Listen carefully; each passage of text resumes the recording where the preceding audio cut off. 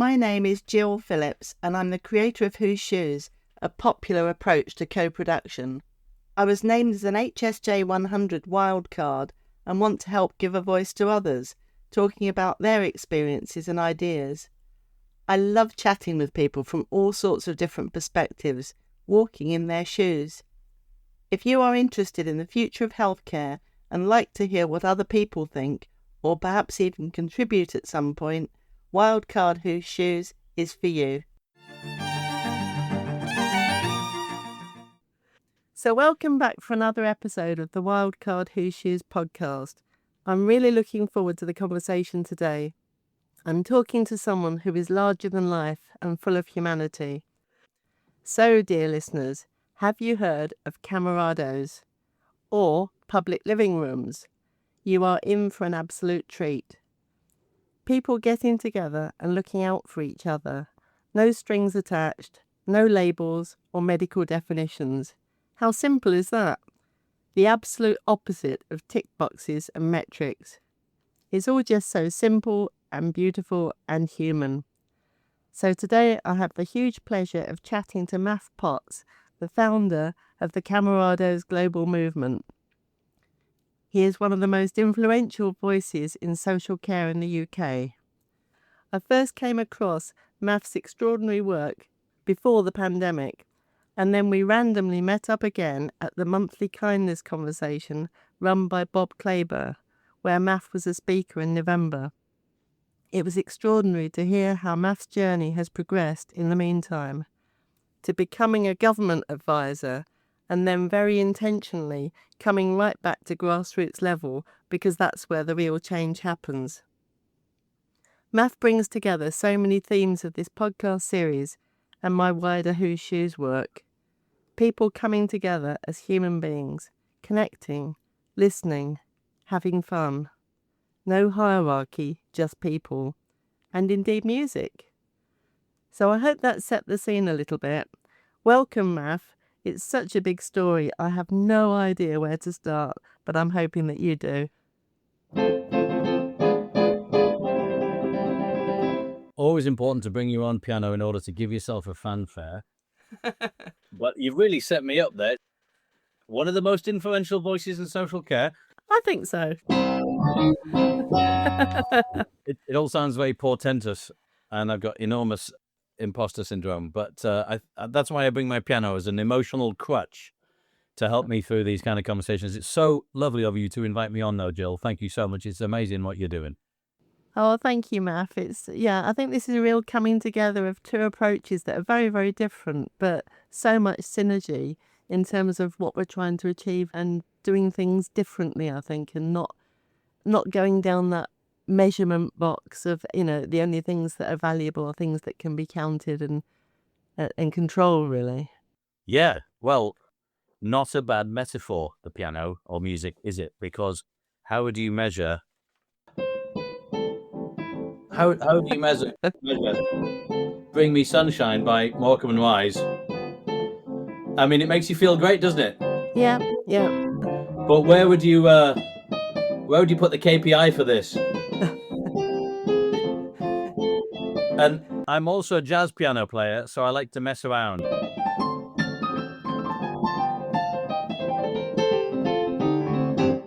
It's important to improvise and ad-lib, and that's where the joy lies. So I think, again, that's a kind of good metaphor for not staying inside the tick box arena, because humans, like music, are messy. No, we're not efficient, and we're pretty full of angles, aren't we, and imperfections, which make us who we are, and it's hard to put that in a spreadsheet. And laughter, I mean, immediately you played that Morecambe and Wise clip, it made me laugh, and laughter gets through so much crap, doesn't it, really? It really does. Yeah, absolutely. Yeah, it sort of helps you through these difficult times. Yeah, I mean, it's weird, isn't it? For years and years and years, I worked in very institutional and traditional organizations and settings. And it's really interesting that we never thought about the importance of having a laugh and being a bit happy. Yeah. And you'd think that when you work with people in grinding misery, that's actually kind of quite important, Yes. And it makes me think about health settings. because invariably people in health settings are going through a tough time. So, a bit of fun and laughter might help. But you don't necessarily get that invitation or that vibe from most of the settings where health exists. You don't walk inside a hospital and think, oh, this is comfy and cozy and funny and, Now, people would say that's because it's not meant to be, but actually, I think it might help. Yeah, and just the occasional hospital has got a piano Yep. in the entrance foyer, and doesn't that make a difference? Big time. In fact, I used to volunteer at the Churchill in Oxford, and I used to play the piano in the foyer, and they used to record it and use it for hospital radio. And it was really lovely to sit there, and you could tell that most of the people around me were obviously going for fairly scary appointments. It's a cancer specialist hospital, and Right. so you knew that there was some heavy stuff going on. And as soon as I started playing the piano, you could see everybody smiling at me, and you kind of thought, well, that's got to be a good thing, right? Yeah, it's just such a leveler, such a human connection, isn't it? And yeah, I think this is my Christmas edition, so we will need some Christmas music as we go along, I think.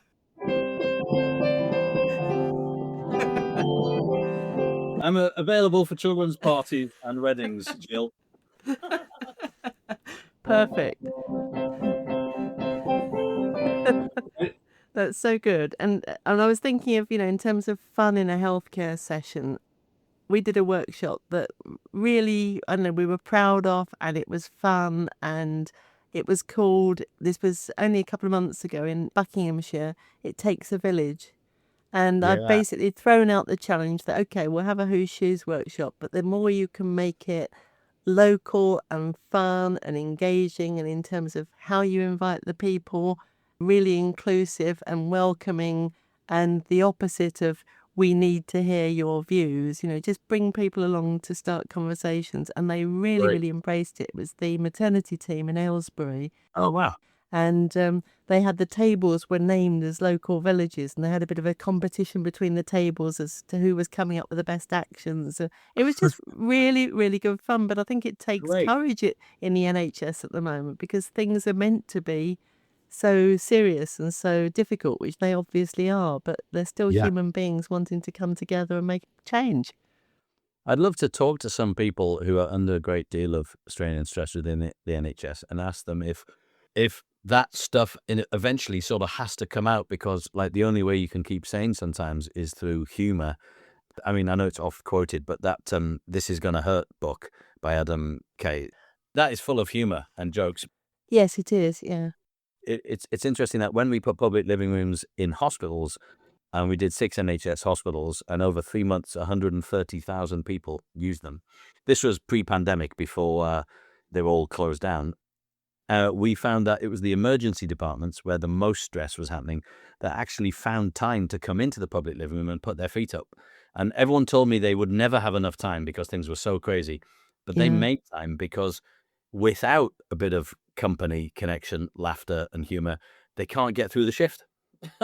So it's actually a requirement. Do you know what I mean? So you're quite right. These are very serious situations, but that's all the more reason, therefore, to find humanity in it. And you can find it everywhere. That's what I've found. Yes. You can just cut through that, whoa, not sure about this, and then people embrace it. Then you just discover the people, don't you? And if you get a good team coming together, or perhaps a team that was struggling to come together, they come together through a bit of fun and through actually listening to each other. So, Maff, I knew this would happen. Okay, we've gone charging in, and it's been great. And no, it's very, very good. And I love the music, and we definitely could do more of that. But people need to know what public living rooms are. And I mentioned Camarados. So what's it all about? I'll keep it simple, because I think some people may have heard of it, and also you can find out if you Google it. But we're a movement. I started it in my bedroom 10 years ago, and then bit by bit we have grown the idea that it was founded on the basis that what people need to get through tough times is 2 things: connection and purpose. The book I wrote recently is called Friends and Purpose, but actually you don't even need it to be a full friendship. It could just be some form of connection. Yep. And those are the 2 things that are a constant through people who turn their lives around from tough times. And they're also the 2 things that the absence of is what plunges people into a lot of social problems. And so I kind of realized that after 20 years of working in homelessness, where we never asked anybody if they ever had any form of connection, and we never really connected them to their purpose. We just looked at housing and benefits. Both are useful, but they didn't actually turn anyone's life around. So started in my bedroom thinking, right, I got to work differently. And basically, after a lot of mistakes and cock-ups and trying things out and not working, we eventually ended up on this model that people liked, which we call a public living room.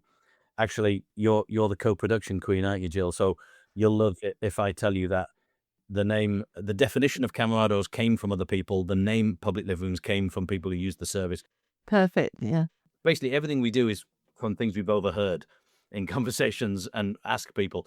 Anyway, so yeah, a public living room, very, very simply, is a space, could be in your community, anywhere, where people can go for some no agenda company, put your feet up, permission to be a bit rubbish, mix with people who aren't like you, disagree is okay.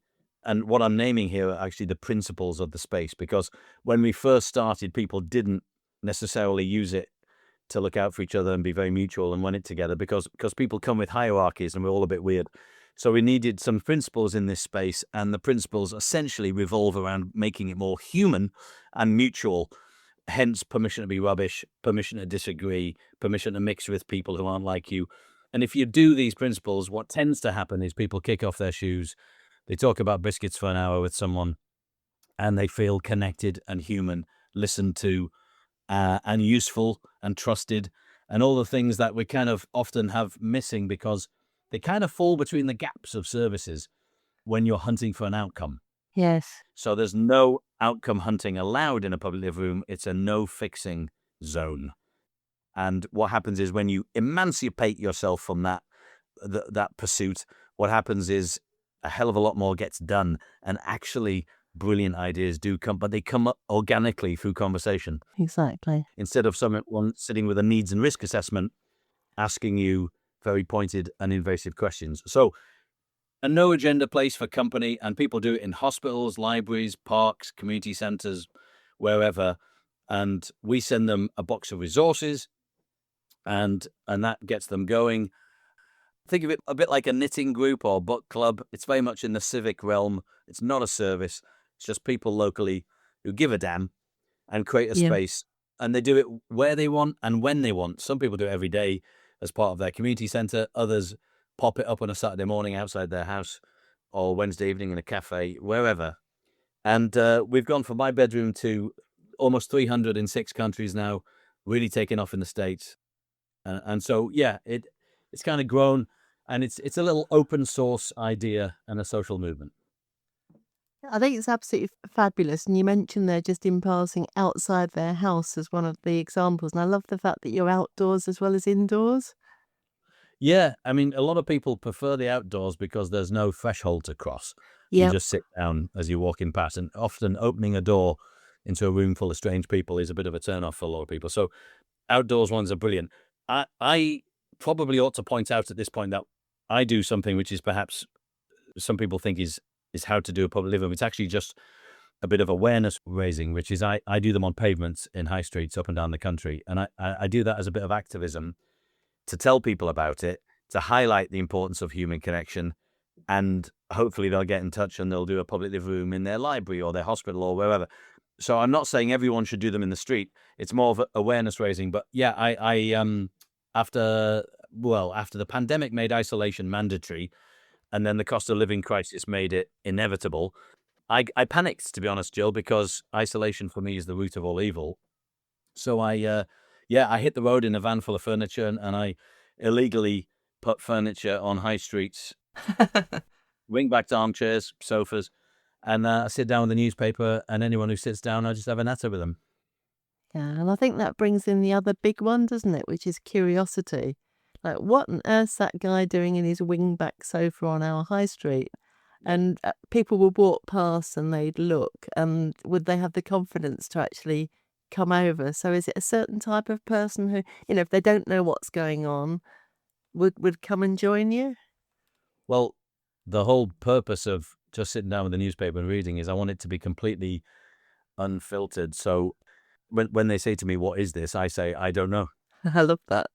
as if I've just found it too, because otherwise they'll see me as staff or volunteer. The worst thing to do would be to write something on the board like "sit down for a chat," because it sounds like come and talk to this strange man who wants to interview. So we just make it a place where you can put your feet up, and then inevitably we'll notice each other at either end of the sofa, and one person will say, "Weather's nice today," and or "What's your name?" and we just have an unfiltered conversation with no pressure, no agenda. And lots of people sit down, and sometimes they don't want to talk. Quite often they want to fall asleep and just curl up, and that's Yeah. fine. Yeah. Rest a while. So that's very similar in a way. Like, obviously, what I do is different, but with a lot of synergy, I think. And we Mm. have workshops, so we get people round the table and they deliberately don't introduce themselves. And we've got a big hashtag, no hierarchy, just people. And it's not about hiding who you are, but it's trying to make it as part of a normal conversation. And then we find things like, really moving moments, such as have a workshop around dementia, and the chief executives come in, and then you find out that her own mother's got dementia, or her child's got a learning disability, or whatever it is, because it's people not talking in their professional roles. It's just bringing their whole selves to the conversation. Brilliant. So yeah, I'm loving this conversation. I'm really loving it. No, but that's great. I love that approach, because what you're doing, and so many people forget this, what you're doing is your whole event and your whole approach is embodying what you believe in and your values. And it's so funny how so often people will talk about involvement, participation, consultation, and then you'll arrive at their event and there's a big top table of people talking at lots of other lower down people who are not invited to speak. You're like, I'm not sure you really got this participation thing. Yeah. I mean, I'm guilty of it in the past, holding a conference about involving people who use our service and then not having any of them speaking at all, and Yeah. not noticing. So everything Yeah. we do ought to embody the thing we're trying to do. And so often we don't do that. In the same way as I'm saying, a lot of health doesn't actually create environments where you feel happy, Yes. or healthy. And it's not a concern, which is ironic. So yeah, I love you describing that. I like going to events where you have to write your name on a name tag, and I like being a bit provocative and just writing "Ask me" on my name tag, and to encourage people to actually talk to me. Yes. Yeah. Yeah. So I had a good thought and I've lost it completely. That's all right. I'll So put that, some padding music in while you think about okay. it. Yeah. Have you remembered? No. How can I remember when you're doing that? Oh, see, my mind goes off on one. I'm thinking that my intro and exit music for my podcast is called Brave Cellos and Violins. Brilliant. I like the sound of that.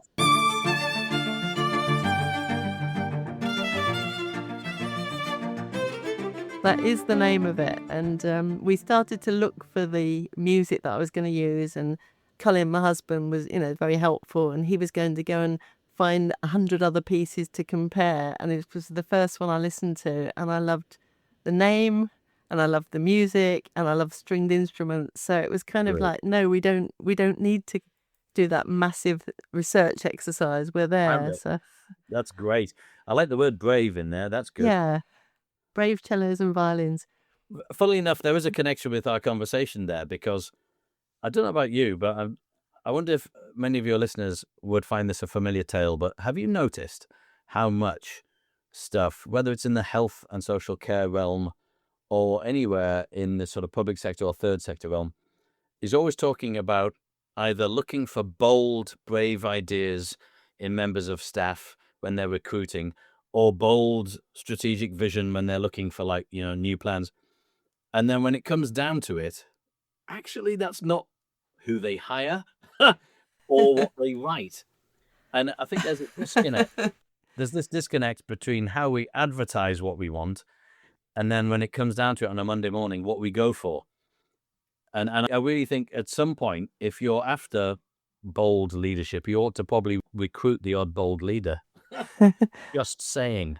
Just say, well, I can actually think of certainly one big example, and probably more than one, where sadly the organisation did that and did recruit the bold person and then basically squash them down. And, when they brought those exact things that they thought they wanted to the table, they were not welcome. And, you get a terrible situation then, because the person's moved job, they've been excited about the new opportunity, it's a big one, they've brought their heart and soul to it, they were the bold person, but actually, has the organisation then got the courage to see it through? You're not describing in the first 20 years of my career, are you there, Jill? Sadly, I'm describing a lot of people's career, including my own in a way. I think there's a pattern, isn't there, with people who want to actually make a difference, and organisations that think they want to be transformational, another word. Well, it's also, I think what you're describing is something I don't talk a lot about, but I think there is a real difference between leadership and management. Yeah. And I think quite often we think we've got leaders, but we've got managers. I'm not doing down managers. Goodness knows we need them. But there is a distinct difference. And there should be. And, I often shy away from the word leader because I find it often full of a lot of ego and vanity. But the truth is that leadership is saying, here's where we're heading. And I know none of you think we can get there, but we can, and we'll figure it out. And it's going to make you want to get out of bed in the morning and tap the steering wheel enthusiastically as you pull into the NHS car park, because you're part of something important, and we're going to get there, and I'm going to be alongside you. That's kind of leadership. Management is a much more sort of technocratic, and nothing wrong with pragmatism, but it doesn't make you leap out of bed in the morning. It just makes you sort of manage a situation bit by bit, and unfortunately, management doesn't make you lift your eyes up from the doldrums. And it doesn't give fire in the belly, it doesn't give energy. And so people know they need it, so they hire for it, and then they expect you to be a manager and no leader. And I think it is really different. And, dare I say it, though I have a lot of respect for the people running our country at the moment, they're managers. Yeah. That's powerful. We need leaders, not managers. So talking about leaders in terms of the people that I'd see as leaders, so is it perhaps an opportunity to come on to how we recently sort of reconnected? For the people listening, I'd say Maff and I knew each other quite a few years ago before the pandemic, and have been around each other's work, and particularly on Twitter, and, perhaps hopefully inspired by what each other do a little bit. Certainly I've been inspired by you, Maff. But we came together and I was just so excited. Listeners will have heard me banging on about my monthly kindness conversation, because I am a proper regular on that, and people on that conversation, it's a global conversation that people join from wherever they are. So I've been known to join on a train, as a passenger in a car, on the beach pretty much, and so does everybody else, because they really prioritise that 6 o'clock, third Thursday of the month. And one of my podcast guests, so I'm going to mention two, was Professor Kath Crock from Melbourne, who is such a regular on that kindness conversation that she joins every month. Now think about it, it's 6 p.m. in the UK, so Kath is joining at 3, 4, 5 in the morning from Melbourne. She's a crazy lady. I like it. And she is the founder of something called the Hush Foundation, which is around using music in healthcare in children's hospitals. So another kind of massive connection. And Brilliant. She is one of the most extraordinary people I know. But also, I did a podcast with the lovely Bob Claber. And Dr. Bob Claber runs the kindness conversation, and he always sends out a little email saying who the next speaker is going to be. And it was you, Maff. How did that happen? It happened because I think another person who's part of the kindness conversation crew is a doctor called Connie Youngans. And she's one of the women running the fantastic CHEWI program, Community Health Workers, doing amazing work in London and Westminster. And she is, funnily enough, bizarrely, an old friend, just an old friend back from days when we were young and carefree and silly. And we've stayed in touch over 30 years. And she's now doing that work, and I'm doing this work. And I think she spotted it and said, hold on a minute, Maff, we're kind of in the same zone here. And so, she's just one of the most infectiously enthusiastic, and incredibly smart humans that I've known in my life. Huge, massive heart, and brings that with her analytical brain to healthcare. And so we've kind of been in touch. And then she said, "Oh, Bob would love what you're doing," and that's how it happened.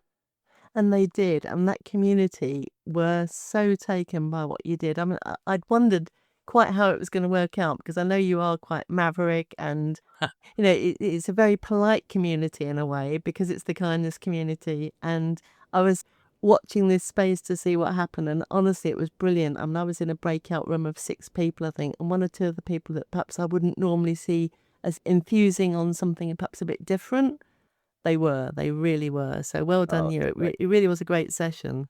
Oh, thank you very much. Yeah, it was a bit daunting to be on a call with, so many eminent doctors from around the globe. I was slightly nervous about it. And then, of course, it's always those times when the tech lets you down. I couldn't share my presentation. No one could hear my piano. So, but then, to be honest with you, we have a principle in Camarados, which is it's all right to be a bit rubbish sometimes. Yes. And so that kind of gets me out of jail a lot. And so I just used that principle, and everyone was fine with it. I think that's true. I think if you set yourself up to be the expert, then you set yourself up to fail. But if you set yourself up to fail, and then that's kind of like just how it is, and then that's Well, very I think it's human. Well, it's interesting.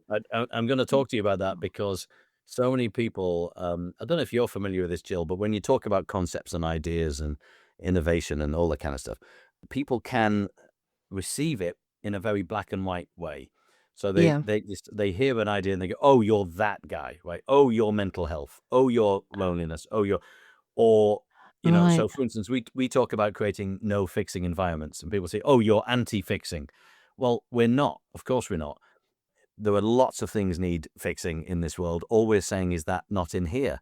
We need space alongside it where there's no fixing. And so I think the being a bit rubbish thing, some people think we're setting out to create failure. We're not. Of course we're not. No, of We're course you're not. what we're saying is that it's just maybe good to have a good take on it when it happens, because it will happen. Yeah. I'm lucky enough to do speeches in full of rooms with like 1,000 people, and I will say to them, "Put your hands up if you've ever messed up or had a tough time." And like every hand goes up. Of course it does. Everybody. So if every hand goes up, don't you think it might be a good idea to have a fairly good take on when it happens, instead of catastrophizing it and kind of dealing with it with shock, fear, or even indignation? Instead, just go, "Well, it's like, what a surprise. Yeah, I failed again, you know." Hey ho. Yeah. Yeah, no shock. And it's really interesting. So if you think of who's the most successful people, let's use a metric that I never use in my own life, but let's use money and economic success. The most successful place on planet Earth is California, is Silicon Valley. Well, when I went there, I had a bursary to go to Google, EA Games, all those kind of people, and Microsoft. I discovered that they're all about failure, constant failure, every day, because the word they use more than any is iteration. And the problem we have in England is we have a paralyzing fear of it, a fear Right. of it, like an endemic cultural fear of failure. It's the ultimate taboo in England. John Cleese said that an Englishman is not most afraid of death; he's most afraid of embarrassment. Right. So Yeah. therefore, what you have to do in England is you have to write a business plan for 9 months. And then you have to run a feasibility study for 3 years. And then you have to decide not to do it. In California, they've already built it on Monday. It's in the field on Tuesday. It's being repaired on Wednesday, Yeah. and you just crack on and do it. And that approach to prototyping in real time in the field, what happens is you get fantastic data coming back at you immediately about whether it's any good. And as long as you're okay hearing that it doesn't work and that it's rubbish and that it needs patched up, then you can accelerate the development so much Yeah. quicker. So in a few weeks' time, it is world beating. Meanwhile, the guy in England is only a ninth of the way through his business plan. Do you know what I mean? Yeah, and polishing it. Lots of polishing. I Well, had it reminds me, I had a cartoon in my very early work when I was quite frustrated, and it was, oh my goodness, what a great idea. We love innovation, but I'm really sorry, we can't do it because it hasn't been done before. Wow. And it just summed up it. Oh, I thought that was a sound effect you were putting on to accentuate your it's point not. there for a second, Jill. Hey! No, it's my phone going off. Another fail. Just a sec. So, wow, what were we talking about? I'm really enjoying it. That's okay. We were talking about your fantastic story that people said, On my cartoon. we'd like to innovate. And they said, yes, we'd love that too. But the problem is it hasn't been done before. Bit of a bummer, isn't it? But, I mean, isn't that the best, hilarious kind of ironic thing? It's really interesting, though, Joe, because a lot of people come to us and say how radical and maverick and innovative we are. Because, first of all, people love using those words, and they don't necessarily know what it means. And then they want to give you an award, so they tell you that you're innovative and stuff. And then they're always so terribly crestfallen when I say, "Oh, I'm sorry, I think you've heard the wrong thing about us because we're not innovative at all." and then I say, and actually, you shouldn't give us an award because we make lots of mistakes too. We're not actually very good. And then they're so crestfallen. But I'm really tired of the nonsense about innovation. Because actually, something like what we're doing, human connection, is one of the least innovative things in the world. Yeah. People have been knowing the importance of love and connection for millennia. All we're doing is giving it a cool name and a badge, I mean, Yeah. And to be entirely honest, the white, supposedly Western civilized, industrial military complex that is our part of the world has just forgotten what matters.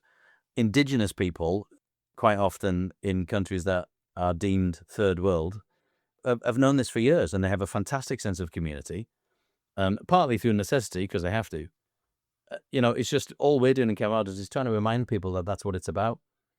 And storytelling and music, they all go back millennia, don't they? Sitting around the campfire. Yeah.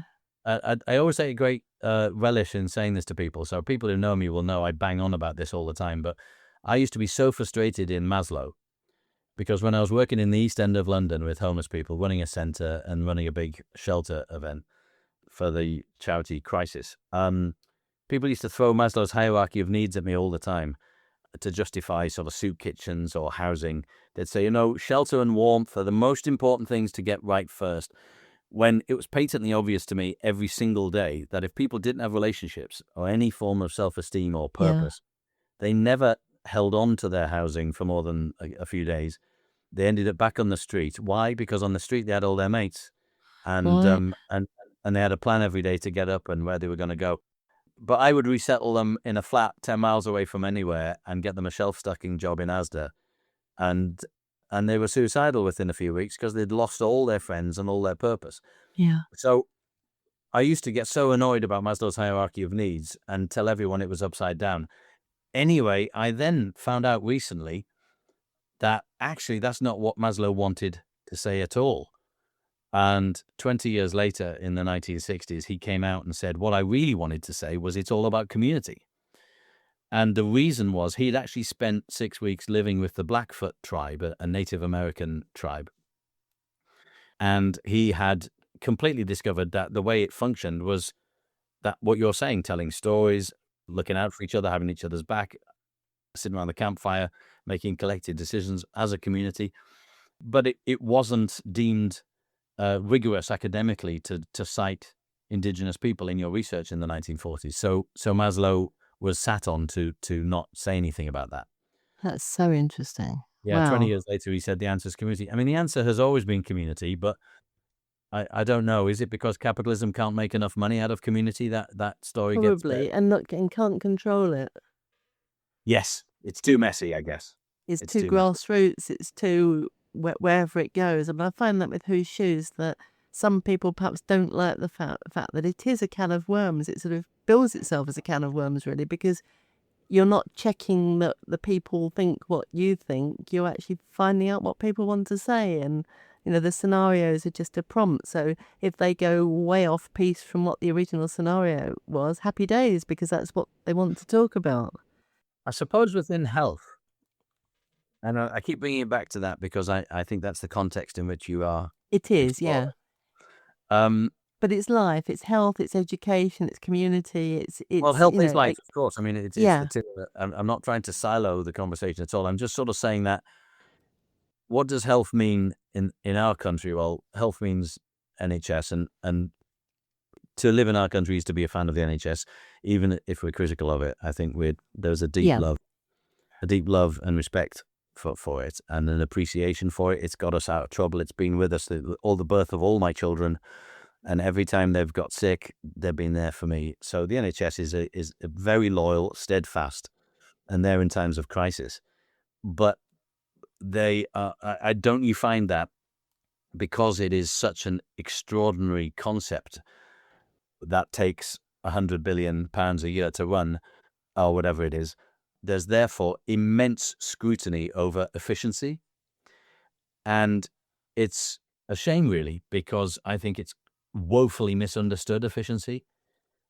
So people try and apply logic model type efficiency. Identify the problem, issue an intervention, problem is fixed, tick box. They apply a sort of spreadsheet approach to efficiency and a logic model approach to efficiency that doesn't fit life and doesn't fit humans. So if you want to be efficient in the health setting, it has to fit humans. Otherwise, it's not very efficient to have a machine which is built and constructed to fail at the job. And I do feel that we build a machine with cogs and wheels trying to understand the complexity of humanity when the only thing that can understand the complexity of humanity is another human.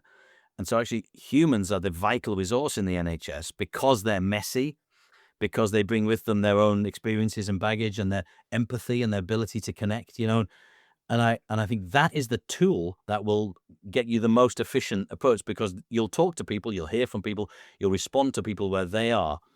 If you use a spreadsheet approach to efficiency means cheaper, faster, all of that.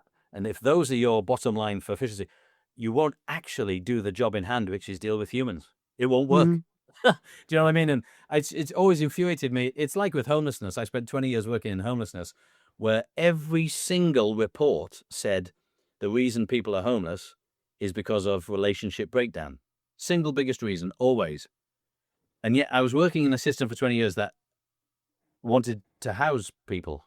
I mean, that's great. It's useful. But that was the tick. So there's a problem over here caused by relationship breakdown. We'll solve it over here with bricks and mortar. It's a little bit like your house is flooded and you call an electrician. I mean, it's like, it doesn't fit. no, Homelessness should be all about relationships because that's the single biggest reason people are there. But it isn't. Health is unfortunately it's about often the wrong determinants for health. It's not about humanity and the human condition, what people really need in their life. Does that make sense? it really does. I mean, I was thinking one of the most amazing people I know, and I've done a podcast with recently, but she's a friend, and I'm hopefully working with her quite a lot closer next year, which is brilliant. Dr. Goody Singh, and she's just done an amazing, really amazing series of 3 episodes on BBC Radio 4, 3 Ages of Child. Brilliant. It is brilliant because she's a doctor and she's also a journalist and a researcher, and most importantly, a really good listener and connector. So she's taken herself around the country talking to different people, and how she's got it to be so coherent in 3 45-minute episodes, and the BBC have just repeated it, so it's obviously popular. Oh, great. But really getting to the root of like the social determinants of health. And as a doctor, so just like you're saying with housing isn't the answer, I suppose this is perhaps the other side of the coin, that if she's got a child comes to her who's hungry and has got asthma, but actually she knows that they're living in poor housing or not with enough money for breakfast and so on. So I don't know, I suppose what my fascination is really with Who She is all these amazing people. I've got the most incredible network. And this podcast series, really, the whole wild card idea was to try and, well, let's hear from that person. let's hear from this person. And you end up with this mosaic of people doing absolutely extraordinary things. Yeah. And very much in line with the same goals, human beings and helping them rather than siloed. But Yes. it's a bit of a scattergun approach, really, in terms of, well, what difference can I make through that, Yeah, I mean, just realizing that the person in front of them, it's not about medicalizing the problem with a particular set of pills to fit a narrow diagnosis. Exactly. She's actually saying, hold on a minute, this person's life is making them ill. Yes. And that life consists of so many different variables and elements. I mean, I suppose there might be doctors listening to this thinking, well, how on earth can it be my job to sort out their whole life? Well, it isn't, but it should be the system and society's role in making it possible to connect all the pieces of that mosaic up. At the moment, what we have is a broken mosaic, where someone over here is a bit of mosaic doing health, completely unconnected with a broken bit of mosaic over here doing their housing. Do you know what I mean? And education and And education and all of that. Bromley Yeah. by Bow Centre in the East End, I don't know if you know it, but I've been there. I went for a visit with my Darcy fellow friends. oh, fantastic. Well, So it was a bit like an apprentice visit. I was with all these young people and like witnessing whether they were going to catch the right train to get there. It was quite funny, but that's an aside. I loved the visit to Bromley by Bow. It was one of the kind of showcase places that they would visit. Well, it's a showcase place, full stop, for everything. And I'm what they call a friend of Bromley by Bow, in that I've been giving money to them every month for years, because I just think this is an enlightened way of meeting the challenge you are putting out to us there, Gill, about this mosaic, because you arrive and there's a reception for your housing and there's a reception for your health, and they're both right there because the two are linked. And then, oh, by the way, there's a cafe where you can do some healthy eating. Oh, and if you're a bit bored, there's an activity in the garden you can get involved in. Exactly, yeah. And a place like that is about all the aspects of your life rather than just your physical health. I mean, if you asked a GP, are you here to sort physical health or mental health? I mean, these days they might say actually both. But I think for most of the last 100 years, doctors were about physical health, were they not? Absolutely, yeah. They're not about, helping people through life. My connection, like the way I ended up going to Bromley by Bow, was through my work with the Darcy Fellows, and as part of my connection with Professor Becky Malby in particular, she invited me as part of the podcast series to do a little mini-series around universal healthcare. And these were exactly the sort of issues that we talked about, talking to a GP up in Leeds who's taking his healthcare out to rugby matches, community, basically to where the people are. Yeah. And it gave me the opportunity to include on the podcast a really good friend of mine. He's called Dr. Tom Holliday, who I've met through the Darcy work. And he's a consultant paediatrician in London. And one of his examples was bringing together, as a doctor, mental and physical health. Brilliant.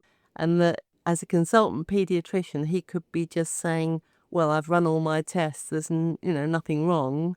Whereas clearly, if the child and the parents are reporting there's something wrong, there is something wrong. So who can we bring in as a kind of team to get to the bottom of it, rather than just refer you on from pillar to post? So that's the healthcare side, the NHS side, and hopefully the best people really coming together with joint appointments and so on. And then the community side, that if you can solve a lot of the problems, perhaps they're not even coming to the healthcare system. It's fascinating. I totally agree with that last point very, very strongly, that we could do an awful lot to help the pressure on acute services by creating more places. I mean, I'm obviously going to say public living rooms, but more just general places that that it could be the local library, places that kind of bring people together to talk and listen and connect, because a lot of the time chatting to someone either provides the solution you need or something that's worked for them, or I'm thinking of all the GPs who said to me that so many of their clients, I've got a friend who works in GP practice in the south of Leicester, and he said that a huge proportion of his clients are just lonely with a rubbish life, and they announce this in the last minute of a 10-minute consultation as they're going out the door. It's actually, I didn't come to see you about my knee or my back, it's that I'm lonely and I'm really sad and things are crap, Now, if they could sit in a public living room all day, have a cup of tea, and talk about this with someone, they might not take up 10 minutes of consultation time where the doctor can't really do very much anyway. If we had more community, I'm absolutely convinced people wouldn't go to a healthcare professional to solve all their problems. I mean, that is also the downside of the NHS. And I say this with hesitation because I'm a massive fan, but we have put it on such a pedestal to solve all our problems. And therefore people still very much trust medical professions more than they trust other professions, which have lost a lot of trust over the years. So therefore, if I have a problem in my life, no matter what it is, I'm likely to call a healthcare professional, right? They'll fix it for me. As opposed to saying, well, actually, they're never going to be the person for you. You could probably fix it yourself with enough agency and confidence, with enough friendship, with enough a network of people around you. And then you never have to touch the sides of that service. Oh boy, we're covering such a lot of ground.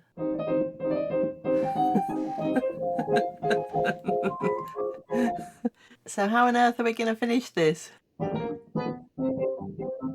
Oh, Maff, I could talk to you all day, but I think we've captured, it seems to me, the why of what we're doing rather than the detail of the what, and that's what's important. What do you think? I would add this. I would say that the how is the most important. Right. So it never gets much attention, the how. And I think certainly in health, as I've already said, if we change the how, we could get ourselves out of a lot of trouble. And that's how we speak to people, how we invite people to be involved, how we deliver our services, how we involve people. I went for a scan recently, and the person doing the scan walked in the room, scanned me, and left without saying a word to me. So I didn't actually know it was over. Oh my goodness. And I was still there when the next patient came in, and the clinician came in and looked at me like, why are you still here? And I said, well, you didn't speak to me, so I thought I had to stay. You didn't say thank you, goodbye, or anything, So I ended up feeling like kind of some deeply unimportant chopped liver. And it was not a great experience.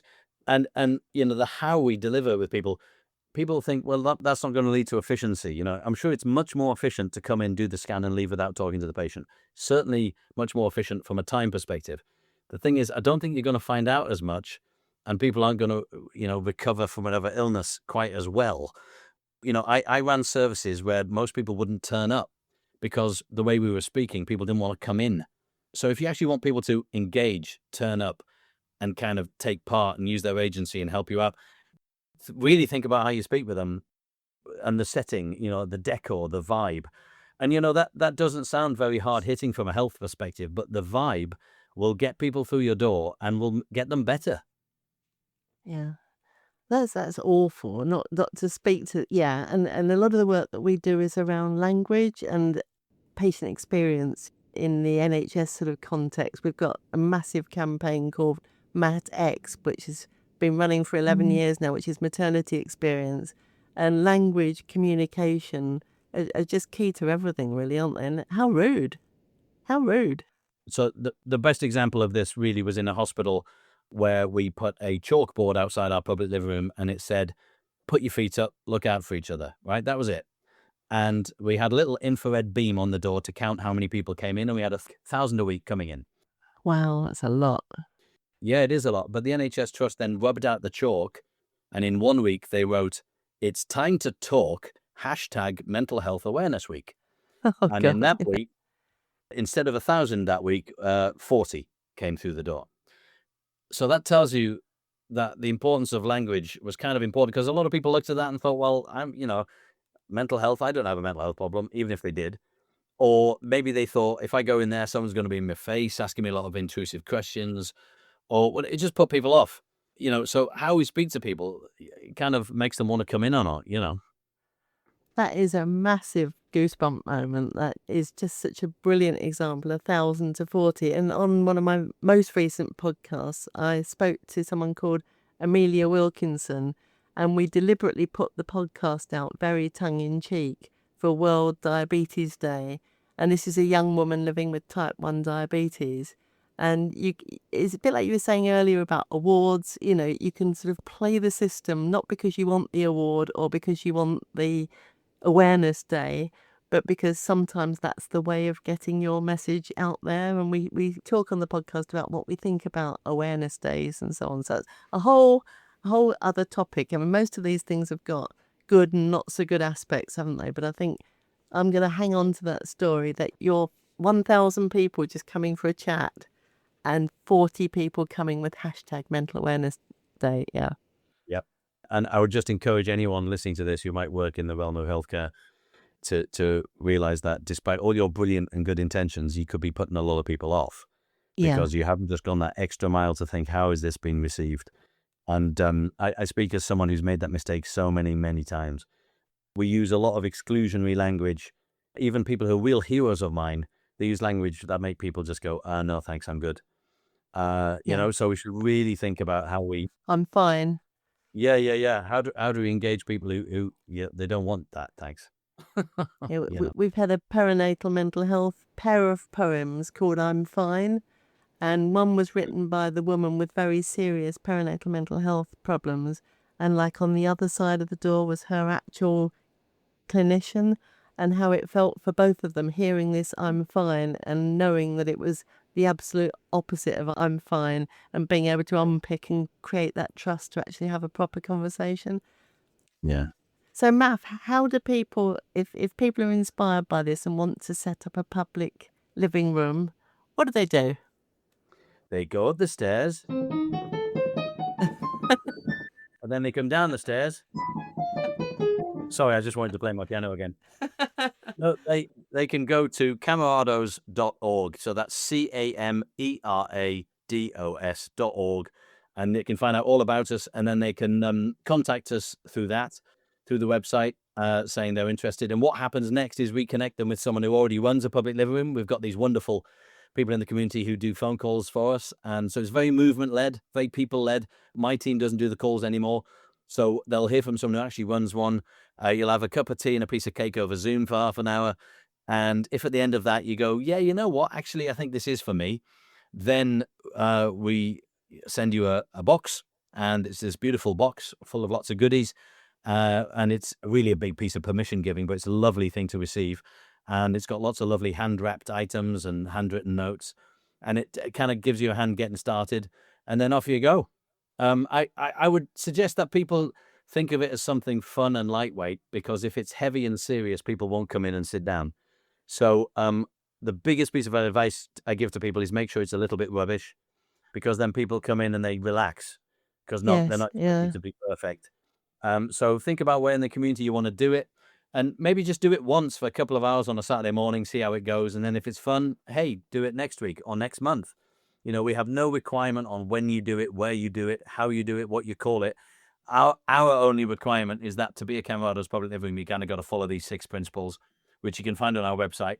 And if you can get down with those, particularly the no fixing one, which most people struggle with, then hey, brilliant, crack on and you're in the movement. And I seem to remember one of them was have fun. So shall we finish with a Christmas something? What can we finish with? Okay, you put me on the spot now. I think I've used all my Christmas songs. Hold on a minute.